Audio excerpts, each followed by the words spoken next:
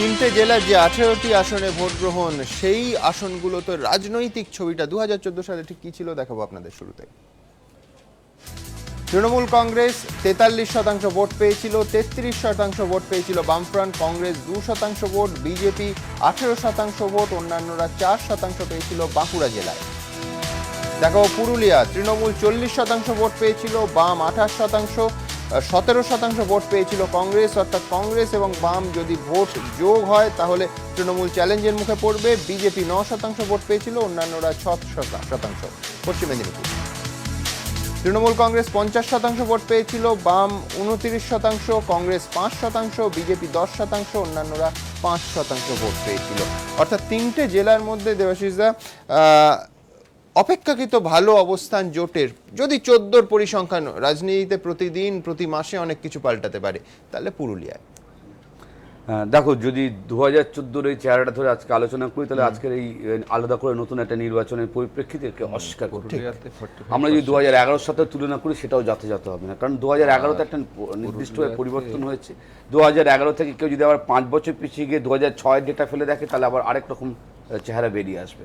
মূল কথা হচ্ছে 11-র একটা পরিবর্তন হয়েছে, এবং 11-র পরিবর্তনের পর থেকে 16 বিধানসভা নির্বাচনে যখন এসে আমরা দাঁড়িয়েছি সকালবেলায়, তখন আমাদের আলোচনার কিন্তু মূল বিষয়বস্তু এই রাজ্যে বিধানসভা নির্বাচনকে কেন্দ্র করে শাসক দল তার কি পজিটিভ কাজ করেছে, বিরোধী দল কোন কোন জায়গাগুলো উইকনেস আইডেন্টিফাই করার চেষ্টা করছে। এরকম জায়গায় নির্বাচনটা হচ্ছে না।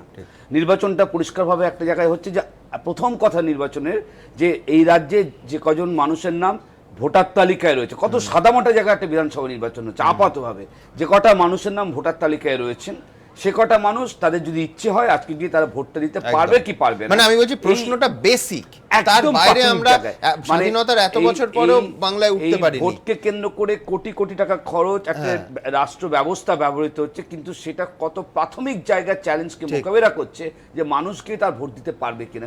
আমি এই প্রসঙ্গে আসবো, তার আগে একবার সরাসরি রাজস্বীর সঙ্গে কাছে চলে যাব। ঝাড়গ্রামে রয়েছে রাজস্বী, তার সঙ্গে তৃণমূল কংগ্রেস প্রার্থী সুকুমার হাসদা। রাজস্বী, ঠিক কি বলছেন প্রার্থী এই মুহূর্তে, সকালের যে পরিবেশ তাতে অন্তত প্রার্থীরা সন্তুষ্ট?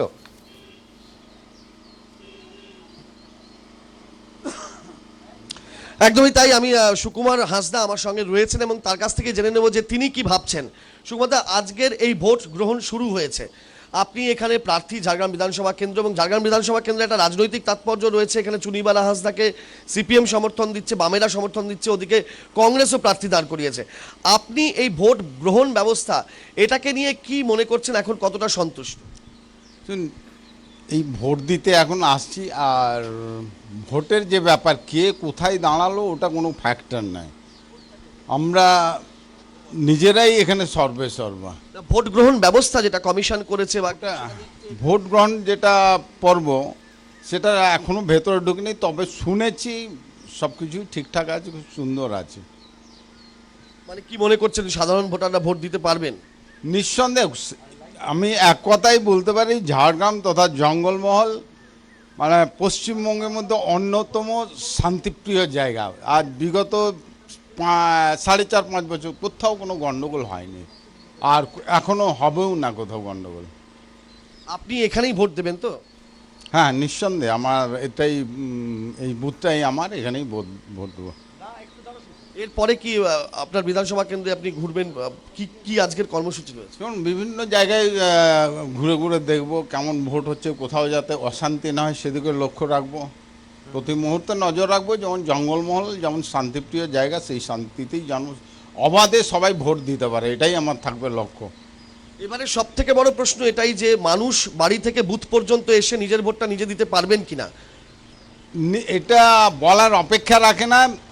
বললাম, বিগত 4.5-5 বছর জঙ্গলমহল পশ্চিমবঙ্গের অন্যতম শান্তিপ্রিয় জায়গা, কোথাও কোনো গণ্ডগোল ছিল না, এখনও নেই, আশা করে থাকবেও না ভবিষ্যতে। কারণ যেভাবে বিভিন্ন দিকের যে পরিষেবা মানুষ পেয়েছে, জঙ্গলমহল স্বাভাবিক। মানে শাসক দলের তরফে কাউকে বাধা দেওয়া হবে না বলছেন আপনি, নিশ্চিত করুন? সবচেয়ে বড় যে সবচেয়ে শান্তিপ্রিয়, একই কথা বলবো, যে শান্তিপ্রিয় জায়গা, সবাই শান্তিতে ভোট দেবে, কোথাও কোনো কিছু চিন্তা করার বা কোনো ভাবনার কিছু নেই যে ভোট নিয়ে, ভোট নিশ্চিন্ত হবে। ধন্যবাদ সবাই যে যার ভোট। ধন্যবাদ রাজস্বী। বলছেন কোনো চিন্তা নেই, ঝাড়গ্রাম খুব শান্তিপ্রিয় জায়গা। একটা কথা বললেন সুকুমার হাসদা, ওটা নিঃসন্দেহে খেয়াল করে বলেননি, এখানে আমরাই সর্বে সর্বা। Exactly. তো আমি সেই দিকে যাচ্ছি না, কিন্তু ঝাড়গ্রামের ভোটাররা তাদের আতঙ্ক না, একেবারে সম্পূর্ণ আতঙ্ক মুক্ত কিন্তু ঝাড়গ্রাম নয়। কেন এই কথা বলছি দেখাবো আপনাদের। নির্বাচন কমিশন বলছে অবাধ ও সুষ্ঠু ভোটের পরিবেশ তৈরি করতে প্রয়োজনীয় সব পদক্ষেপই নেওয়া হয়েছে, কিন্তু আদৌ কি সবকিছু স্বাভাবিক আছে? এই ব্যক্তি ভুলাভেদা অঞ্চলের আমডুবি গ্রামের সিপিএম সমর্থক। ভোটের আগে আতঙ্কে সিটিয়ে আছেন চৈতন সখীশ। ওই গ্রামের লোক বলছে যে সিপিএম করবে, যে সিপিএম যাবে সে 4 জন যাবে মারার হবে। কিন্তু কাদের ভয়ে আতঙ্ক গ্রাস করেছে সাহস করে সেটাও স্পষ্ট করে বলতে পারলেন না চৈতন। আপনাদের এই গ্রামের লোকই? হ্যাঁ, আপনার গ্রামের লোকে বলছে আর কি। মানে তারা নিশ্চয়ই একটা করে পার্টি করে। হ্যাঁ অবশ্যই, নাহলে ও আমাকে বলবে কেন কথা না। যদিও ওই গ্রামবাসীদের রাজনৈতিক পরিচয় নিয়ে আর কিছুই বলেননি বিনপুরের এই সিপিএম সমর্থক। শরীরী ভাষায় বলে দিচ্ছে মনে ভয় আছে, আতঙ্ক আছে, কিন্তু এবার সেসব দূরে সরিয়ে রেখেই ভোটের লাইনে দাঁড়াতে চান তিনি। ভোট তো দিতে হবেই আপনার, ভোট না দিতে কি করে হবে? না ভয় করবে না? আর কি করে ভয় হবে? শুধু চৈতনই নয়, ভয় কাটিয়ে এবারের গণতন্ত্রের উৎসবে সামিল হওয়ার জন্য গা ঘামাচ্ছেন জঙ্গলমহলের এরকম অনেক বাসিন্দাই। তবে নির্বাচন কমিশনের ভূমিকা নিয়েও প্রশ্ন উঠছে বিনপুরের অনেক গ্রামে। নির্বাচন কমিশনের কাউকে পেয়েছেন এখানে এসেছে? না না, কেউ আসেনি। ভোটার স্লিপ দিয়েছে? ভোটার স্লিপ দিয়ে গেছে। কিন্তু এমনিতে যে আসা, আপনাদের সাথে কথা বলা বা না না না, কোনো পর্যবেক্ষক কেউ আসেনি। নির্বাচন কমিশনের কেউ এসেছিল? না, সেরকম কিছু আসেনি। কেন্দ্রীয় বাহিনীর তরফে বলে যাওয়া যে আপনারা ভোট দেবেন, আমরা আছি, কোনো চিন্তার ব্যাপার নেই? না, সেরকম কোনো কিছু জায়গা থেকে, কোনো সরকারি কোনো জায়গা থেকেই কেউ আসেনি? না। সব মিলিয়ে প্রথম দফা থেকেই কঠিন পরীক্ষার মুখোমুখি নির্বাচন কমিশন। রাজস্বী দত্তগুপ্ত, অমিতাভ রথের রিপোর্ট, এবিপি আনন্দ, পশ্চিম মেদিনীপুর। পার্থক্য শেষ পর্যন্ত এই উৎসবে যে আমি বলবো যে ইতিবাচক ছবিটা দিয়ে দিনটা শুরু হয়েছে, সেটা শেষ পর্যন্ত থাকবে তো? বাংলায় দুটো প্রবাদ আছে, একটা হচ্ছে যে যার শেষ ভালো তার সব ভালো, দিনটা শেষ হবে কি করে তার উপরে, আর একটা হচ্ছে না আচালে বিশ্বাস নেই। এটা নির্বাচন কমিশনের ক্ষেত্রে অনেক বেশি প্রযোজ্য যে কিভাবে ভোটটা হয়, এবং ভোটটা এই কারণে ইম্পর্টেন্ট। আপনি যে প্রশ্নটা করলেন, এক হচ্ছে যে এলাকাগুলো রাজ্যের খুব হাসি হাসি মুখ করে থাকে বলে ক্লেম করা হয় সরকারের তরফ থেকে, হাসছে বলে, সেই হাসার এলাকাগুলোর হচ্ছে মাত্র 18টা, এবং 18টা মানে হচ্ছে গোটা রাজ্যের 6% মাত্র ভোট এখানে হচ্ছে। সেই 6% ভোট হচ্ছে, তার জন্য একটা আলাদা করে দিন বেছে নিতে হলো, যে এমন একটা জায়গায় আছে যেখানে মানুষ হেসে বেড়াচ্ছে, এবং উন্নয়ন সমীরবাবুরা বলছিলেন প্রচুর হয়েছে। ফলে এই রকম পরিস্থিতিতে যেখানে নির্বাচন কমিশন নিজেই বুঝতে পারছেন যে 6% ভোট কেন্দ্রে একটা আলাদা দফা করতে হচ্ছে, সেখানে এই নির্বাচন কতটা সেন্সিটিভ। এবং এটা আর একটা বিষয়ের উপর দাঁড়িয়েছে, যেহেতু আজ প্রথম দফা নির্বাচন যদি পিসফুল হয়, মানুষ কনফিডেন্সের সাথে ভোট দিতে পারেন, তাহলে এর প্রভাব পরের দফাগুলোতেও পড়বে। বিশেষত আজকের থেকে অপেক্ষা করতে হবে পোস্ট পোল ভায়োলেন্স কি হচ্ছে, কারণ আজকে পোল ডে কেমন চলছে এখনো পর্যন্ত বেলুন টেলুন দিয়ে যা দেখতে পাচ্ছি ভালো, যদি সেই মেজাজটা থাকে শেষ পর্যন্ত ভালো, কিন্তু ভোট শেষ হওয়ার পর গ্রামে গ্রামে কি চেহারাটা তৈরি হয়, দ্যাট ইজ অলসো ইম্পর্টেন্ট। কারণ মন্ত্রীমশাই যেভাবে বললেন যে আমরা সবটা দেখে নেব এবং আমাদের সবটা নিয়ন্ত্রণে আছে, ফলে সেখান থেকে দাঁড়িয়েই অনেক বেশি উৎকণ্ঠাটা হচ্ছে। কারণ এটাও তো ঠিক যে বিভিন্ন জেলায় শাসক দলের যে নিদানটা আমরা দেখছি, যে বিরোধীরা যদি ভোট দিতে চায় তাদের দরকার নেই, বিরোধীদের ভোট দিতে যাওয়ার কি দরকার আছে, যারা আছে শাসক দলের পক্ষে তারাই ভোটটা দেবে। বিরোধীদের যদি ভোট দেন তাহলে হচ্ছে আপনি সমাজ বিরোধী হিসেবেও চিহ্নিত হতে পারেন, এমনকি দেশদ্রোহী হতে পারেন। ফলে এইরকম একটা নিদানের পরিবেশে যখন ভোট হয়, এই বাড়তি উৎকণ্ঠাগুলো সবসময় মানুষের মধ্যে থাকে। আমি আবার আসবো, আমি বিশ্বনাথ বাবুর কাছে। বিশ্বনাথ বাবু, যে ইস্যুগুলো নিয়ে নির্বাচনের আগে গোটা রাজ্যে আন্দোলন, মানে হইচই পড়ে গেল, আলোড়ন পড়ে গেল, সেই ইস্যুগুলো কিন্তু খুব আরবান ইস্যু। একটা হচ্ছে আপনি তার সঙ্গে সার্বিকভাবে রাজ্যের স্বাস্থ্য যোগ করতে পারেন, কিন্তু at the end of the day এই নারদ স্ট্রিং বলুন কিংবা উড়ালপুল বলুন, এগুলো কলকাতা কেন্দ্রিক এবং ইন্টারনেটে প্রচারিত হয়েছে, সেখানে ভাইরাল হয়েছে। এই ইস্যুগুলো আজকের জঙ্গলমহলে প্রত্যন্ত গ্রামের ওই খালি গায়ের মানুষটা তাকে ছুঁতে পারবে? দেখুন, প্রথমত আমি যদি সরাসরি বেনিফিট পাই, আমি ভোটারদের খুব কাছ থেকে দেখবার সুযোগ পাই, আমি যদি কোনো ডিরেক্ট বেনিফিট পাই, তাহলে কিন্তু আমি শাসক দলের প্রতি আনুগত্য দেখাই। এটা বহু বছর ধরে চলছে, এই প্রবণতা সাধারণ প্রবণতা, এবং এই প্রবণতাকে যদি আপনার ব্রেক করতে হয়, তাহলে এই ধরুন ঘুষের মতন ইস্যু, দুর্নীতির মতন ইস্যু আমাকে যদি টাচ করতে হয় তাহলে কিন্তু আমার কাছে ওই ইস্যুটাকে নিয়ে যেতে হবে। সেই নিয়ে যাওয়ার মতন যে মেশিনারি, অপোজিশন কিন্তু দলের সাংগঠনিক শক্তি সত্যি বলতে কি সামগ্রিকভাবে খুব সুখদায়ক নয়। মানে তারা কিন্তু এই ইস্যুটাকে এখন পাড়ায় গলিতে নিয়ে যেতে পারেনি। মানে প্রথম পর্যায়ে যে নির্বাচন হলো, আপনি গ্রামের কোনো গ্রামে গিয়ে দেখবেন না যে নারদা ঘুষ নিচ্ছে তার কোনো পোস্টার, তার কোনো ব্যানার।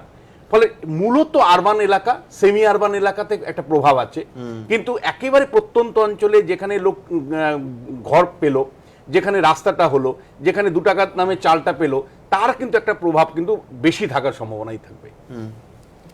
অনাদিবাবু, এই যে ইস্যুগুলোতে শহরের দিকে আপনাদের ক্যাম্পেইন, এবং যে ক্যাম্পেইনের একটা বড় অংশ প্রচার মাধ্যমের কাছাকাছি থাকা মানুষজন এমনিতেই জানেন, সেখানে আপনারা ক্যাম্পেইনটাকে সুর চড়াতে পারছেন। গ্রামের দিকে তো এই সুবিধে নেই, সরাসরি সরকারের কাছ থেকে সুবিধে যারা পাচ্ছেন, যারা 2 টাকা কিলো দরে চাল পাচ্ছেন, কন্যাশ্রী, সবুজ সাথী, এই প্রকল্পগুলোর সাহায্য পাচ্ছেন, তাদের কাছে বিরোধীদের বার্তা পৌঁছবে? এই যে গণতন্ত্র পুনরুদ্ধারের চ্যালেঞ্জটা বিরোধীরা নিয়েছেন, সেই জরুরি বিষয়টা কি পৌঁছে দিতে পেরেছেন আপনারা? ঠিকই যে আমাদের একেবারে মানে জঙ্গলমহলে সাধারণ মানুষের কাছে আমরা পৌঁছানোর চেষ্টা করেছি, নানা রকমভাবেই পৌঁছানোর চেষ্টা করেছি। এবং বিশ্বনাথবাবু যেটা বললেন যে সরাসরি যারা বেনিফিট পাচ্ছে তাদের ওপরে একটা আনুগত্য থাকে, কিন্তু মানুষ, জঙ্গলমহলের মানুষ, তারা দেখছেন যে গত 5 বছর যে উন্নয়নের কথা বলা হয়েছিল, যে সেই উন্নয়ন কিন্তু সেই অর্থে তারা কিন্তু পায়নি। মানে যেটা হচ্ছে তাকে স্থায়ী সমস্যা থেকে মুক্তি দিতে পারে, তার যে মানে অভাব, জঙ্গলমহলের নতুন কোনো কিছু হয়নি যেখান থেকে তাদের কাজের প্রশ্ন, শিক্ষার প্রশ্ন, এই কর্মসংস্থান এবং শিক্ষার যে বিষয়টা, এই যে বিষয়গুলো, এই বিষয়গুলো কিন্তু থেকেই গেছে গরিব মানুষের মধ্যে, যার ফলে উপরন্তু উন্নয়ন আরেকটা জিনিসও করে, আরো উন্নয়নের খিদেটাও বাড়িয়ে এটা থাকে, এটা থাকে, সবসময় থাকে, এটা কন্টিনিউয়াস, ইয়েস। কিন্তু সেইটা মমতা বন্দ্যোপাধ্যায় পারেনি। কারণ ধরুন 2 টাকা দামের চাল বামফ্রন্ট সরকার 2,75,00,000 মানুষকে অনেক আগে, যখন সারা দেশে কোনো জায়গায় 2 টাকা দামে চাল দেওয়া হয়নি, বামফ্রন্ট সরকার চালু করেছিল, যার ফলে 2 টাকা দামে চাল গরিব মানুষের জঙ্গলমহলে 2 টাকা দামের চালটা যে কেন্দ্রীয় আইনে হচ্ছে, এটা হচ্ছে বামফ্রন্ট সরকার। আমি বলছি এইবার যে সংখ্যাটা বলা হচ্ছে 2 টাকা দামের চালটা কেন্দ্রীয় খাদ্য সুরক্ষা আইনের বলে কেন্দ্রীয় সরকার দিচ্ছে এবং প্রতি কিলো 27 টাকা ভর্তুকি দিচ্ছে। এই বক্তব্যটা আপনারা গ্রামে নিয়ে যেতে পেরেছেন, সাধারণ মানুষের কাছে নিয়ে যেতে, এটা আমার প্রকল্প। এক মিনিট, সেটা হচ্ছে যে আজকে কেন্দ্রীয় সরকারের প্রকল্প মমতা ব্যানার্জি বলছেন আমি দিচ্ছি, কিন্তু ঘটনা হচ্ছে আজ থেকে মানে 2007 সাল 8 সালের থেকে ওখানে হচ্ছে 2 টাকা দামে চাল বামফ্রন্ট সরকার, কেন্দ্রীয় সরকারের প্রকল্প না, রাজ্য সরকারের প্রকল্প, এটা চালু ছিল এবং সেটা আপনারা পাল্টা প্রচার করেননি। না এক্স্যাক্টলি, আমার তো সেটাই পয়েন্ট, যে মানুষ তো জানছেন যে মমতা বন্দ্যোপাধ্যায় দিচ্ছেন। সমীরদা, তো স্বাভাবিক দিচ্ছে তো মমতা ব্যানার্জি এবং 8 কোটি মানুষকে, মানে 27 টাকা কেন্দ্রীয় সরকার ভর্তুকি দিচ্ছে কিলোপতি, 27 টাকা কেন্দ্রীয় বাজেট থেকে ভর্তুকি আসছে কিলোপতি, কেন্দ্রীয় সরকারের খাদ্য সুরক্ষা আইনের বলে মানুষ পাচ্ছে এই প্রকল্প। অনাদিবাবু বলছিলেন যে জঙ্গলমহলে কিছুই হয়নি, কি হচ্ছে 34 বছর ধরে তো আপনারা শাসন করেছেন, কেন করেননি? এখন যারা করছে তাদের রাস্তাঘাটটা দেখুন, 2013 কিলোমিটার নদীবাঁধ সুরক্ষা, জলতীর্থ 1,45,000 জলাশয় সংস্কার, বাঁকুড়া, পুরুলিয়া, পশ্চিম মেদিনীপুরে 4টা মানে খরাপ্রবণ জেলায় 500 কোটি টাকা বরাদ্দ করেছে সরকার। আপনারা দীর্ঘদিন না করার পর যখন জনগণ আপনাদের উপর প্রত্যাশা হারিয়েছে, যে কারণে একটা ক্ষমতার পরিবর্তন, সেই পরিবর্তনের সাথে সাথে যখন একটা কাজের জোয়ার চলছে, উন্নয়নের জোয়ার চলছে, তার মাধ্যমে আপনারা ভারতের জাতীয় কংগ্রেসের মার্ক্সবাদী জোট হয়ে একটা মানে প্রতিষ্ঠিত ভালো কাজ করা সরকারের পেছনে লাগলেন। সারাক্ষণ কি অপপ্রচার, সারাক্ষণ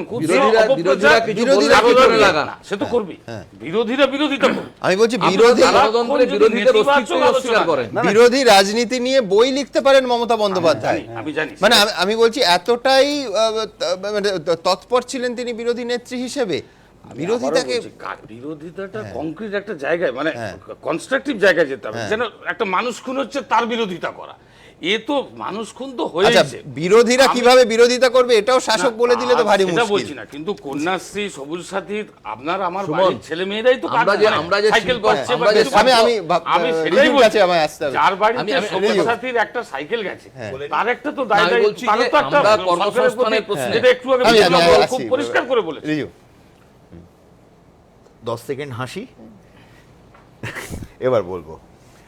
সমস্যাটা হচ্ছে যে মানে প্যাথোলজিক্যাল লায়ার বলে একটা কথা আছে ইংরেজিতে, তার মানে তোমার সিস্টেমের মধ্যে শ্বেত রক্তকণিকা লোহিত রক্তকণিকার সঙ্গে মানে মিথ্যা কথাটাও ঢুকে গেছে আর কি। মানে দিনের পর দিন এমনভাবে চলছে, সবুজ সাথী সাইকেল দিয়েছে, কাগজে বেরোচ্ছে সেই সাইকেল খারাপ, আমরা বলছি না, ডিউ স্লিপ আছে, ডিউ স্লিপ, স্লিপ ধরিয়ে দেওয়া হয়েছে। আমার বাড়িতে যে ছেলেটি কাজ করে, মানে যে পরিবারটি কাজ করে, মানে একজন ডোমেস্টিক হেল্প, তার ছেলে স্কুলে যায়, তার ছেলে কিন্তু সবুজ সাথী সাইকেল পায়নি। আগে দেখেছেন? এই তো মুশকিল। আগে আমি নিজে কিনে দিয়েছি, সেটা অন্য ব্যাপার, সেটা ব্যক্তিগত একজন, আমি নিজে কিনে দিয়েছি। সরকারি প্রকল্প দেখেছেন? সরকারি প্রকল্প দেখা, আরে সাইকেল সরকারি প্রকল্প, আমরা তো একবারও তার প্রতিবাদ করিনি, কিন্তু সাইকেলটা সাইকেলের মতো দিতে হবে তো। সাইকেলটা যদি ঠেলা গাড়ির মতো দেন তাহলে সাইকেলটা দিয়ে লাভটা কি? তো মহা মুশকিল। সমস্যাটা হচ্ছে বিরোধীরা কিভাবে প্রতিবাদ করবে তার দায়িত্ব নিয়েছেন মমতা বন্দ্যোপাধ্যায়, বিরোধীরা কি খাবেন তার দায়িত্ব নিয়েছেন মমতা বন্দ্যোপাধ্যায়, বিরোধীরা কি জামা পরবেন তার দায়িত্বটা মমতা বন্দ্যোপাধ্যায় নিয়েছে, সব কিছুর দায়িত্বই ওনারা নিয়ে নিয়েছেন। এবং সমস্যাটা হচ্ছে যে আজকে পশ্চিমবঙ্গে, একটু আগে সমীর দা একটা খুব ইন্টারেস্টিং কথা বললো যে একটা যদি বিরোধীদের জন্য একটা যদি প্রকল্প করে দেন উনি, বিরোধীরা অল্প চাল, আমরা মানে অল্প কম দামে চাল, সাইকেল প্রচারের জন্য, গাড়িতে উঠতে পারবে না, সাইকেলেই প্রচার করতে ভীষণ চাই আমরা। সাইকেল নয়, একজন চালাবে একজন ঠেলবে, এরকম একটা প্রকল্প যদি করে দিতে পারে, কারণ কংগ্রেস চালাবে, বামফ্রন্ট যেহেতু শ্রমজীবী ওনারা ঠেলবেন, এরকম টাইপের একটা প্রকল্প যদি করে দিতে পারে আর কি। মানে ওনারা সব পারেন আর কি, পৃথিবীতে পারেন না এমন কাজ নয়। সেতারে গিটারের সুরটাও বের করে দিতে পারবেন ওনারা, মানে পারেন না এমন কিছু নেই। কিন্তু মূল ব্যাপারটা অন্য জায়গায়। মূল ব্যাপারটা হচ্ছে আজকে সমীর দা একটা খুব পার্টিনেন্ট কথা বললো, যেটা আমি সাধুবাদ জানাই। একটা মানুষ খুন হলে, একটা মানুষ মারা গেলে প্রতিবাদ হয়, কিন্তু মানুষ মারা গেলেও তো প্রতিবাদ করছি, তখন সেখানেও তো বলছে উন্নয়নের এমন ঠেলা যে ঘাড়ে পড়ে যাচ্ছে উন্নয়ন। মানে এখন উন্নয়ন বাঁ দিক ডান দিক নয়, ওপর দিকে তাকিয়েও যেতে হবে, উন্নয়ন পাচ্ছে মাথায় ঘাড়ে এসে পড়ে। এই তো হয়েছে অবস্থা। তাই এদের যত কম বলা যায় তত ভালো। নির্বাচন হচ্ছে, নির্বাচন সংক্রান্ত 34 বছর, এখন আবার অ্যাডিশনালি যোগ হয়েছে সাঁইবাড়ি এবং ইত্যাদি কথা। কিন্তু সাঁইবাড়ির একজন প্রধান অভিযুক্ত অজিত বন্দ্যোপাধ্যায় কিন্তু তৃণমূলের পঞ্চায়েত সমিতির সদস্য, কাগজে পড়েছি, আমি বলছি না।